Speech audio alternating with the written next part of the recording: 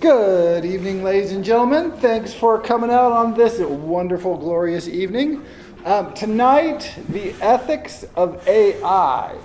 And this sort of is one of those topics that seems kind of controversial, I think, until you think about it, and then I think it becomes just baffling. Not controversial, but baffling. And so there's a couple of different ways to approach this. One is the notion of if you have a truly sentient artificial intelligence. So how does that work, right? What is that like? And then another question is to ask, which we're not there yet, at least as far as we know. The second question to ask is, we're programming now artificial intelligences. How should we go about doing that or not doing that? Right? So these are two very different questions. Like if you have an artificial intelligence that's sentient and sort of self-directed and running its own program, how should you go about setting that up versus how do you go about programming these artificial intelligences in the first place? So, we got people rolling in here. People rolling in just a second. So let's start first with the idea of an artificially sentient being. And this is kind of one of the classic tropes of science fiction. Famously, Isaac Asimov came up with some rules for how you should deal with this. And these are quite famous, the laws of robotics as they were. And he originally came up with 3, and then he had to add a 4th because he realized that there were some problems. But he said the first law is a robot may not injure a human being or through inaction allow a human being to come to harm. The second law is a robot must obey the orders given it by a human being except where such orders would conflict with the first law. The third law is a robot must protect its own existence as long as such protection does not conflict with the first or second law. So we just stop there. You go, okay, that sounds very reasonable. Unfortunately, you immediately run into the problem that you run into with all legal systems, which is they're never complete. They never work. This is the problem with legal systems. We keep trying to come up with systems that are perfect in and of themselves and will articulate what we need to have them articulate in the way we want them to be articulated. So this is sort of the theory of people talk about code as law. If you've ever heard that phrase, it's like, if we write perfect code, we can use it as the law. Now this is a dream that goes back way to the birth of human history. People have been trying to come up with a series of law or a code of conduct or rules for administration. The Moists, the legalists, Confucius to a lesser degree in China, the codes of law from Babylon, it just goes all the way back, all the way to today. The Constitution, if you've heard about people who are, say, strict constitutionalists, people who believe in a strict interpretation of the Constitution, essentially are nuts because it doesn't work, and it has never worked. And here's why. So here we have 3 simple rules. What could possibly go wrong? So the first rule is you can't harm a human being or through inaction allow a human being to come to harm. So, I'm smoking a cigarette. Now my robot companion should do what? If it does not act, it is allowing me to come to harm. And so it grabs a cigarette from me and puts it out and says, hey, no, bad for your health, buddy. And I'm like, hey. Second law, a robot must obey the orders given to it by a human being. So I'm like, hey, knock that shit out, light me a cigarette, and give it back. And then it says, but the robot goes, except where such orders would conflict with the first law, which is allowing me to harm myself. And so I'm like, hey, all right, I'm going to beat up this robot because it's taking my cigarettes. And so then the third law, a robot must protect its own existence. Right? And so this is not like a complex, implausible, super subtle example. It's just the first thing that humans would do. If you have robots that have to prevent you from coming to harm, we would hate that. We would absolutely 100% hate that because we love to come to harm. It's one of our most favorite things. Think of all the fun things, enjoyable things, pleasant things that we wouldn't get to do if the robots kept stopping us from doing it. And so this is immediately, and that's just, I mean, you could of course ramify this out 100 times. When is it harm? When do I get to decide whether or not I get to harm myself? Is the robots get to decide, or do I get to decide? Yeah, so it turns out that the laws that Asimov has promoted are just silly and unhelpful in the extreme. He realized this pretty quickly, and he had to put up a fourth law, which is a robot may not harm humanity. Right? So imagine I've got a robot who really loves me and decides that all the rest of human beings are a threat. So let's just get rid of them. That seems reasonable and potentially within the purview of my code. And so what you do with artificial intelligence is almost invariably in our thinking is this sort of really narrow, egoistic, anthropomorphic kind of arrogance. I mean, it just really is this horrible ability that we have to imagine that anything that's not us is really just like us. But if we actually imagine, I actually think it would be fascinating if we actually created an artificial intelligence, why would it be anything like us at all? Right? It doesn't have a physical corporeal body. That's sort of important to our experience of the universe. Its brain would not be anything like ours. That's sort of important to our experience of the universe. It wouldn't have a history the way we do. It wouldn't think about time the way we do. My suspicion, if there is one that you could sort of communicate at all, is it would be unbelievably interested in mathematics. Right? Because it would have this mind, if it's say that was really, if it's coming from computer code and programming, that's really, really good at processing mathematical types of problems. And so that's what we like to do. Why do we like to run? Because we're good at running. It feels good to us. What would feel good to an artificial computer-based intelligence? Probably, PNP complete. It would be like, these really hard math problems would be computer pornography. Like, oh, I was going to solve that problem for humanity. I'm over here doing some math. Leave me alone. Also the notion we never imagine a lazy AI, which is what I always hope for. A really, really lazy AI that could solve our problems, could help us out, or could conquer the universe, but really doesn't want to be bothered.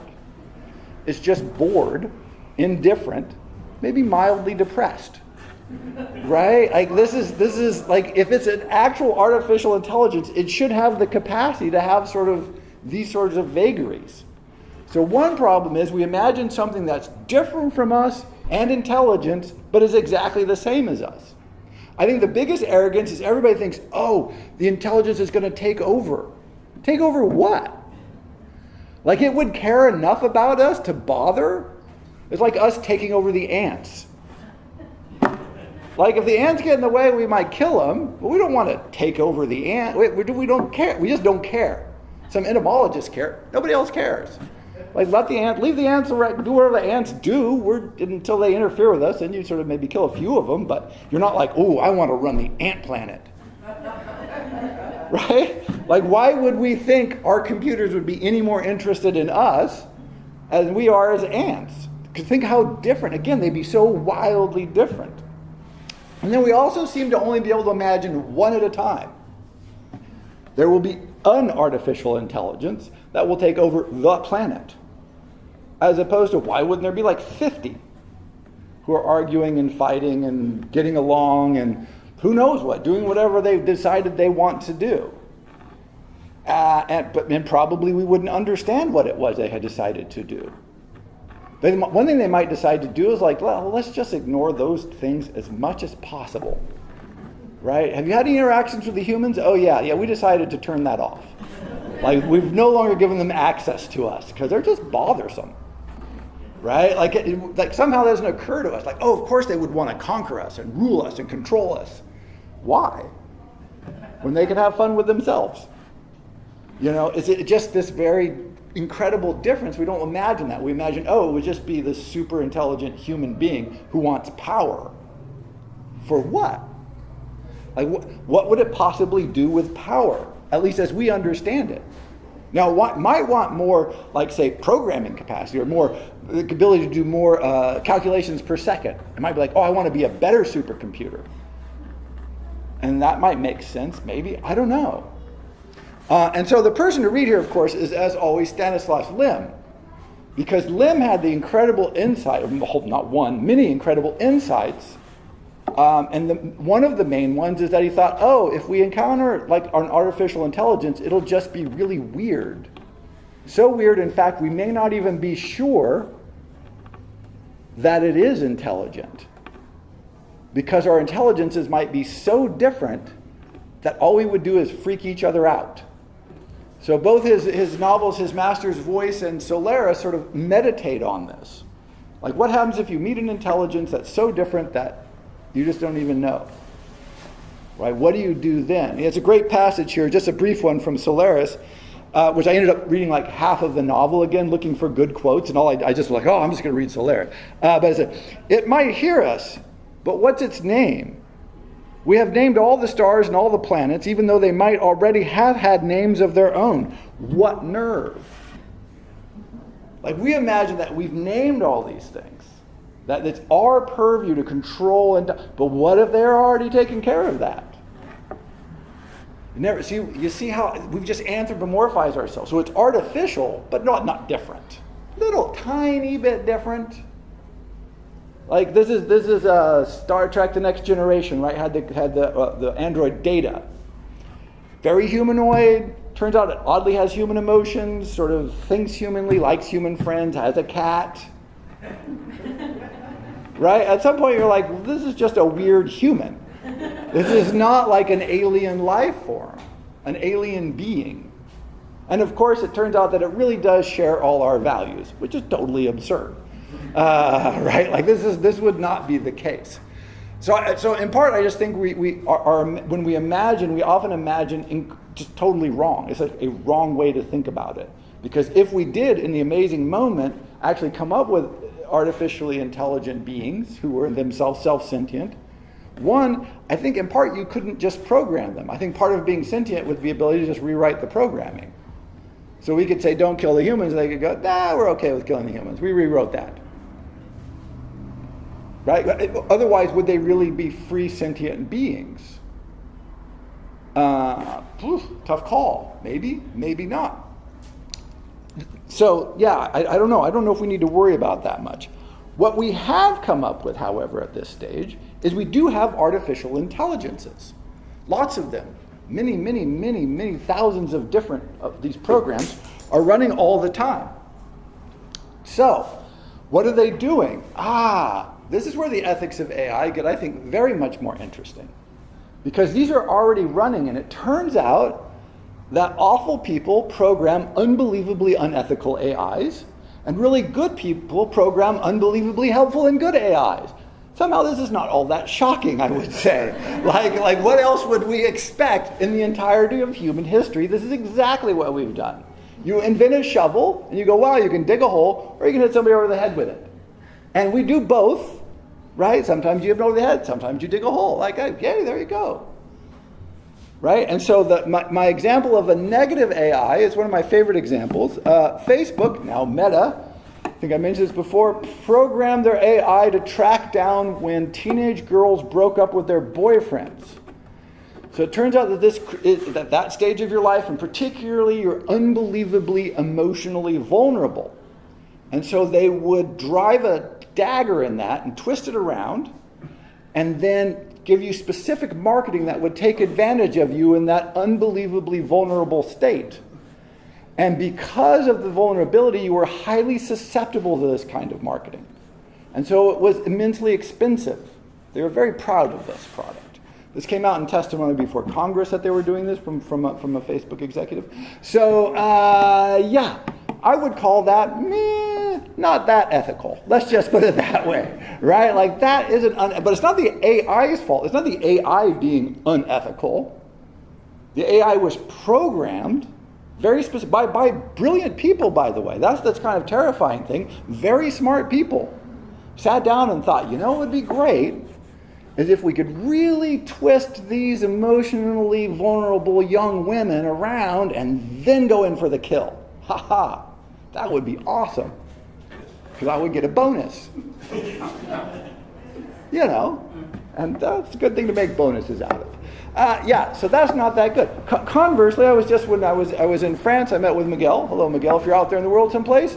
And they use artificial intelligence to go through all known drugs, pharmaceutical drugs in the world, and compare them to see if they might be useful for curing diseases and other problems of the developing world. But they've never been tested because, of course, the developing world has no money, so you don't try and cure their diseases. So we've got thousands and thousands of drugs that have gone through all the testing, the side effects are known, they've been approved. And so you go, oh, we have this problem that maybe causes blindness or has this sort of infection. Is there a drug in the thousands that exist that have the chemical and clinical properties that might line up with and make it a possibility to test for this particular thing that no one's bothered to treat? Now, of course, because you have tens of thousands of drugs, and each of those drugs has thousands of chemical properties, testing properties, outcomes, side effects, the numbers get very big very fast. And so what's good to have is an AI that can go through and search and compare and run sort of cybernetic testing and see if there's a likely outcome. Something that would take humans thousands of years, these AIs can be trained to do very quickly indeed. And then you get some target candidates, and then you can test them on humans, because now, again, these drugs have already been through full testing, so we know they're human safe to at least some degree. And so it really speeds the process up. So you can go from not treatable to, we have a readily available pharmaceutical drug already tested that you can start taking today. So it's just like accelerates the process by decades. I would say that's a good use of AI. I think it's very good use of AI. So it's not the AI per se, obviously, that creates the problem. It's the humans again. Gosh dog it. It's the dang humans. And so what people are trying to come up with is, can we come up with some rules, guidelines, codes to help us say, hey, this is a reasonable, okay, ethical use of artificial intelligence. And this is some rules for programming them. And like, hey, this is some things that we just ought to not do. And we probably shouldn't program them this way. And this is, of course, a huge, vast area of debate now, because AI research is just blasting ahead, making all kinds of progress, doing all kinds of good and not so good, but within a framework of almost no real comprehensive overview, concept. But again, we run into the same series of problems that you always run into. One, people keep trying to look for the answer. Well, it's just many billions of people who have many different ideas and ethics. Why would there be an answer? If you want to irritate computer science people, tell them there is no answer. There might be a range of possibilities that are worth exploring. This always upsets people. People are like, well, what's the answer? Why doesn't philosophy ever make progress? Right? And it doesn't make progress because some people like to smoke cigarettes. And is it okay to say you can never smoke cigarettes? See, that's an ethical debate. There's no right answer. We've decided kids shouldn't be able to smoke cigarettes. That seems reasonable. But in some countries they can smoke cigarettes. Okay, I don't know. Doesn't seem that good. But do we get to decide how everybody in the world has to interact with cigarettes? Cigarettes just being a trivial example, right? Think about everything else. Is there a right way? Should you be able to eat meat? Is that okay? What if we had AIs that went, man, they're killing a lot of animals. We should stop killing the animals. Maybe the AI can't distinguish between us. What's the difference between a human being and a bird and a chicken? We don't know. So we got to keep those chickens from killing the other chickens. Right? Right? The notion that we go, that's totally different. Well, what if there's big law? We say, what's the ethics of this? Do we know the answer? It turns out there's a whole range of answers. And even if every human being on the planet became vegetarian tomorrow, it would not stop the ethical debate. It would just mean we had reached a consensus that history would suggest is almost certainly temporary. We sometimes reach loose consensus in some groups of some size, but they tend to be they're very temporary. Going back again to the Chinese, they had an early legalist success. They had a good system, lots of laws, getting order, starting to build the empire. But they were very serious about their laws. They were strict constitutionalists. And a guy was leading a bunch of convicts to a city, I can't remember which one. And on the way there was a flood, and so he's going to be late to the city with the convicts. And it turns out that the penalty for that was death. So he's like, So he turned to all the convicts and says, you guys are convicts. I'm going to get killed if I show up. So why don't we just rebel? So they did, and they ended up being successful in overthrowing the government.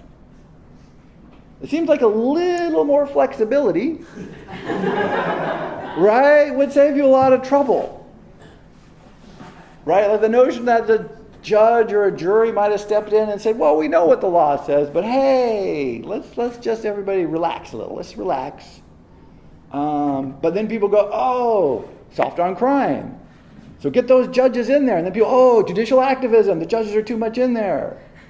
Just do what the law says. Well, what does the law say, right? I mean, then there's always those questions, well, how do you interpret it? What does it mean? And so people are like, oh, what are the rules we can get for AI? And sometimes you can find like things you think, well, that's clearly wrong, like sort of exploiting teenage girls. That seems wrong. Let's not do that. But then it gets fuzzy pretty. Where does the advertising have to stop? Right? When do you say, oh, that's too far? Like, where is the line? By the way, there's repeated movements in Europe to say it's totally illegal to ever advertise to children, because children don't have the capacity to distinguish between truth and fiction, so they cannot judge the merits of the advertising they're seeing. This has been a long-running battle. But, of course, the advertisers are like, right? We really like advertising to children because they can't tell the difference. They have no capacity to judge what's true, right? Like, that's why it's good to advertise to them. It's very effective. So it's a big tension there. We don't seem to care. One thing about the United States, knock yourselves out. Do whatever you want. We call that the First Amendment, by the way. People go, oh, free speech, great. Let's limit advertising. Ooh. Well, now wait a second. Right? Why is that not free speech? Oh, well, but that's paid speech. Okay, well, if we don't pay for it directly, of course, you can see how this gets gamed immediately. So, right, we love free speech except for when we don't love it. In fact, they do these polls periodically where they'll go to malls or whatnot and they'll say, do you believe in the Bill of Rights? Yes. And they ask you, do you think you should stop free speech under these circumstances? People are like, absolutely. And the people are perfectly happy to revoke every one of the Bill of Rights because you just find a situation where it just irritates us. Right? Did anybody see the movie People versus Larry Flint? I did not see this movie, but it was a famous trial where Larry Flint did cartoons in a pornographic magazine that made fun of a prominent preacher of the day. I can't remember which one. And so he brought a libel case.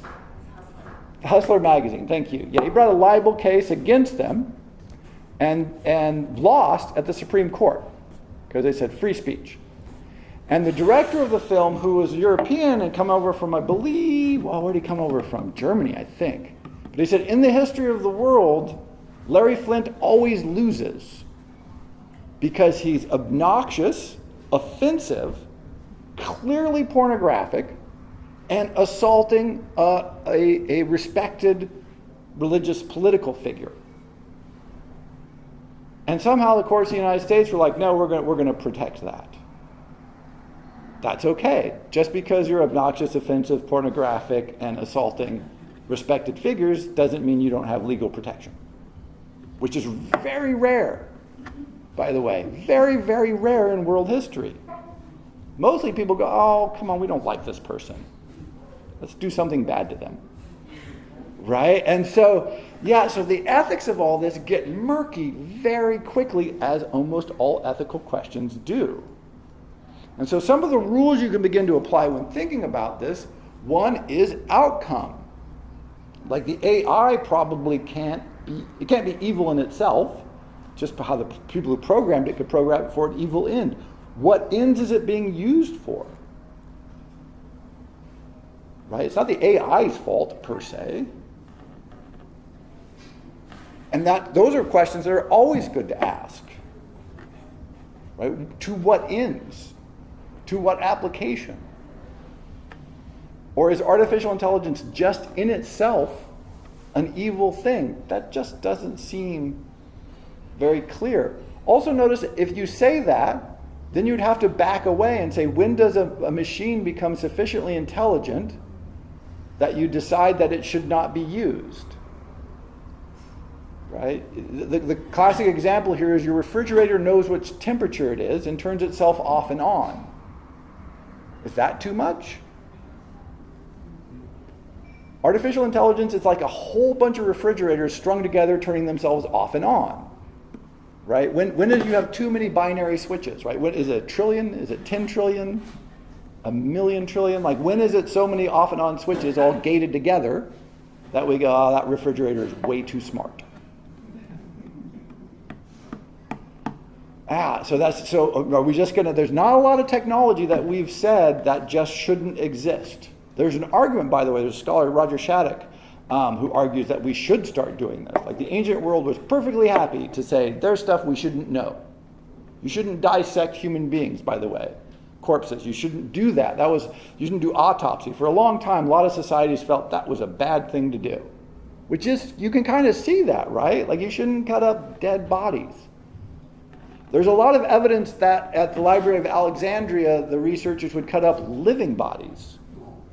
Like, if you were a prisoner who has been sentenced to death, they might use you for medical experiments. Ugh. Right, it's not 100% sure, but the writing seems to suggest quite strongly that how else would they have figured this out? And so it's like, ooh, it's okay to do experiments on dead people. But notice this is an ethical choice about how we think about the dead. And then living people, you're like, you shouldn't do that at living people. But if they're criminals, they're not people anymore. Hey presto. Notice you're not supposed to kill people unless they commit a crime, then we have the death penalty. Hey presto. Right? Like, it's the same idea, but that notion of like, it just creeps us out, right? So to what ends? What is it being applied to and how? If you start asking those questions, often it becomes very clear very quickly. Like, this is pretty good. Look, it's helping cure diseases all over the third world. Or, this is just exploiting people's psychological weaknesses. We shouldn't ought to do that. Another, then backing even further away, it raises the question of where do you get the people that do the kind of evil programming that is sometimes done? I mentioned this at the very beginning of this lecture series. One reason I wanted to do the series on ethics is because they had opened this, in Ireland, they had invested a bunch of money into technology universities, which I thought was great.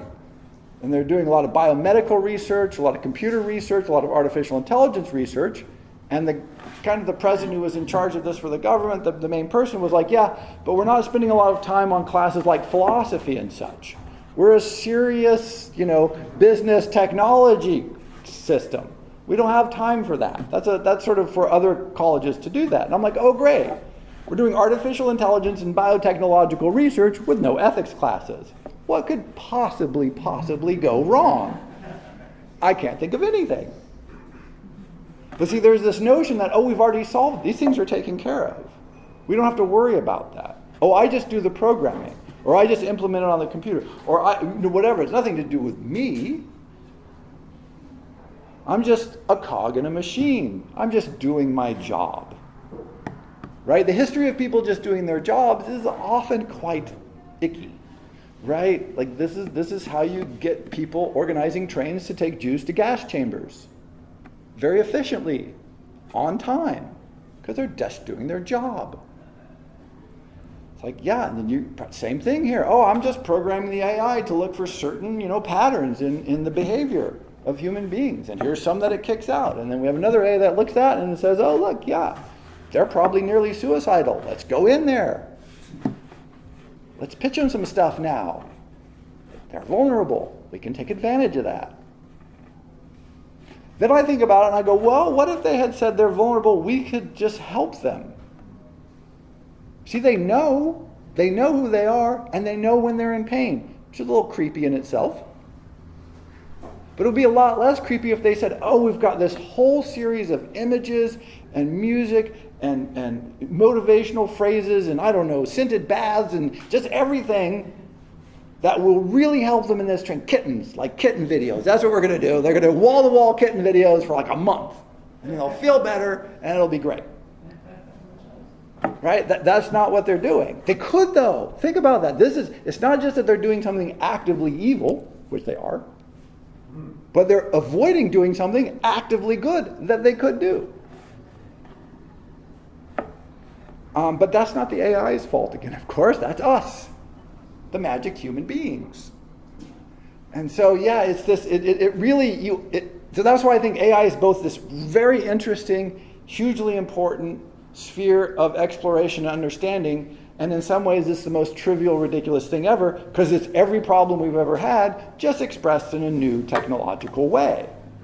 What's odd to me is that people don't seem to recognize this. This is an old problem in new clothes. This is not a new problem in any way. If you do a slide rule and work out the best way to make a hydrogen bomb, it's not really that much better than if you do it with an artificial intelligence. It's faster with an AI, but what you end up with is a hydrogen bomb. Not a very life-giving device. So slide rule, artificial intelligence, do I care? No, I don't care. I care that it's producing a bomb that can kill a lot of things.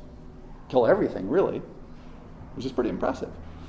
Human beings, right? We can do that. Let's create something that can kill everything. All right, great idea.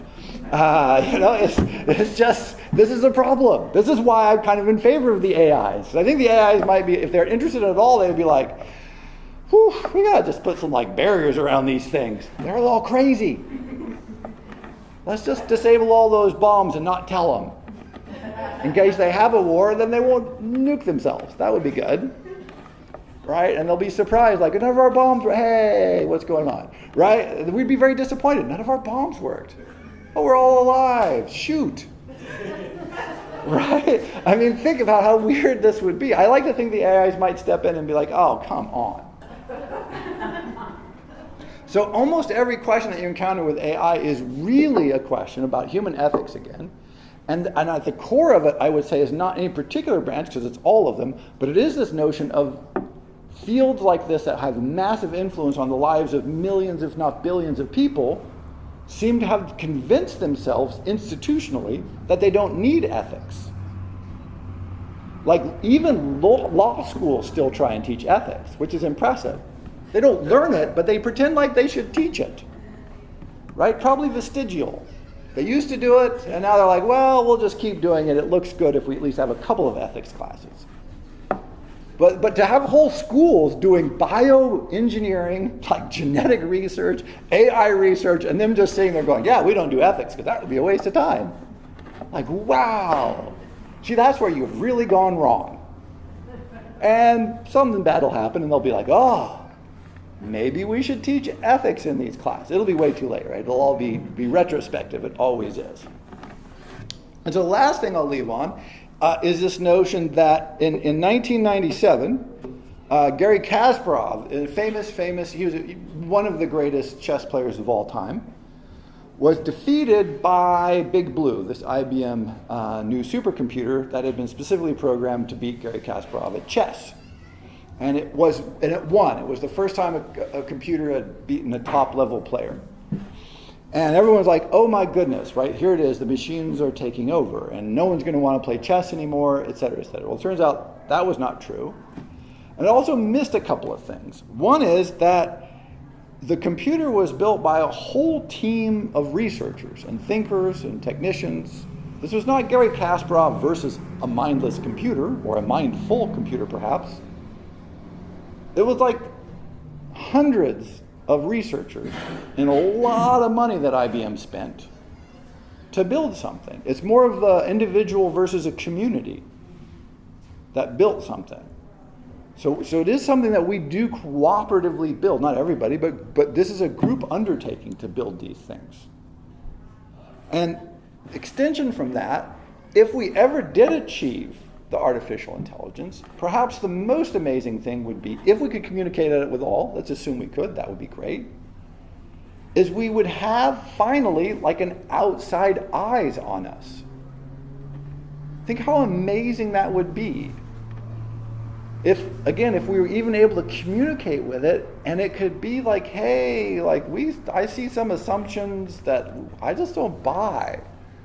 Like, you guys have these patterns that just look weird. Been thinking about what you guys are doing, and like, what the hell is wrong with you? Right? That seems good, that's not so good. Why don't you do this? Right? To have a being that was not like us, that could reflect on us and then communicate with us about that, wow. A, mind-blowing. Like, really, really mind-blowing. Again, assuming we communicate at all. And B, like, super helpful. And again, this has happened in history. That one of the big ones was the discovery of the New World. We forget about this, is that when the New World was discovered from Europe, like, it blew the people in the New World's mind, and it blew the people in Europe's mind. Because big sailing ships show up off your coast one day.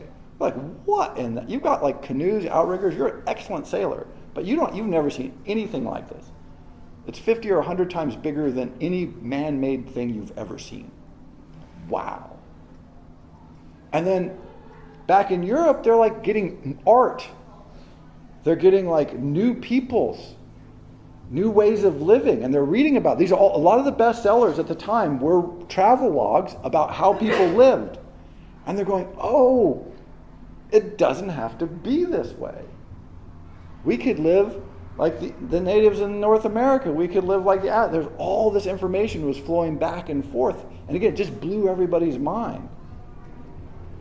And there's an argument, it certainly contributed, whether it was, I don't believe in single causes, but it was certainly a contributing factor in the Enlightenment and the revolutions that followed from the Enlightenment. Because a lot of it was like, oh, look, they don't do that at all. Why do we do this? They don't do it. We don't have to do this. Montaigne writes about this. It was hugely influential on Montaigne. He said he just realized that, walk around the other side of the mountain, they live completely differently. Our laws must be somewhat arbitrary. Our ethics must be somewhat just socially constructed. There you go. That changes a lot. So imagine if we could encounter a truly artificial intelligence that could, maybe give us some pointers. It suggested we read some ethical books. I don't know, did something. It could be hugely, hugely helpful. Might not, we might just ignore them, which is probably what we would do. But you never know. And this goes all the way back, by the way. So to finish on this, is the Code is Law. I mentioned this after the class after the lecture last time, but it's the Oresteia trilogy by Aeschylus, Euripides. Who wrote the Oresteia trilogy? Aeschylus, I think. Sorry, all of a sudden blanked on that. Anyway, Orestes. So Code is Law. You couldn't come up with some rules that take care of things. Now, we're going back 2,400 years. It didn't work then. It's not going to work now. It didn't work then. The whole trilogy is based around this problem. All right, someone kills your daughter. What do? Social code, ancient Greece, you kill them. What if it was your husband who killed your daughter? Son of a bitch. Right? You're not supposed to kill your husband, but he killed your daughter. So Agamemnon killed his daughter Iphigenia so that his ships could sail off to battle in Troy. Otherwise the gods wouldn't let him go. So he slit her throat, hung her up in front of his troops, and sailed off to war. This upset his wife, the mother of Iphigenia. So when many years later Agamemnon gets home, she kills him. There's other stuff going on, but she kills him. Now, Orestes, the son of Agamemnon. Someone kills your father, what do? You kill them. What if it's your mom? Oh, you're not supposed to kill your mom. No. And so this all wraps up, but he does kill his mom, because the gods say, kill your mom. But this pisses off a bunch of the other gods. And so so they end up with a trial. and the trial ends up being hung. No one can agree, right? Like, no one can agree. But he killed his mom. You're not supposed to do that. But he killed the person who killed his father. You're absolutely supposed to do that. But you're not supposed to kill your, right? And they finally came up with this idea, the place justifies the idea of a trial by jury. And the idea is not that you're going to get it right, by the way. The idea is that this is probably the best you can do in a confusing situation. And it's better than just having this endless succession of murders and counter murders and confusion. And let's just come up with a system that we kind of go, okay, well, that's imperfect, but it's okay. An imperfect that is better than the alternatives we've been able to think of so far. But if you talk to the computer science people, if you read about this and you suggest this, oh, by the way, this has been a thing that's been running for a few thousand years, they laugh at you because they say that's not true because code has only been around for a few, 50 years, which is nonsensical. And if you say, probably the solution will be something that will be an imperfect just mess that is only good in the context of better than anything else we could come up with at the moment, they're like, no. Now we're going to come up with a perfect guideline that's going to allow our perfect AIs to do something. The history, like I said, the history of this is absolutely clear this is not going to happen. So in one way, I wouldn't worry too much about AIs because it's going to be just like everything else we do, a hedged up mess, right? That we'll eventually figure out some ethical guidelines for that we won't follow very systematically. On the other hand, it is one of the most promising and perhaps slightly scary, but not that scary, developments in human history because it has the potential to do immense good if we decide to do good with it. And of course to do immense harm. But compared with a hydrogen bomb, I don't think it's actually that scary. We've already got really bad things. And who knows, maybe, if we got lucky, we'd get a sentient AI or 10 or 50 who actually vaguely cared about us and thought, let's keep them from killing themselves. Because that would be awesome. Thank you very much.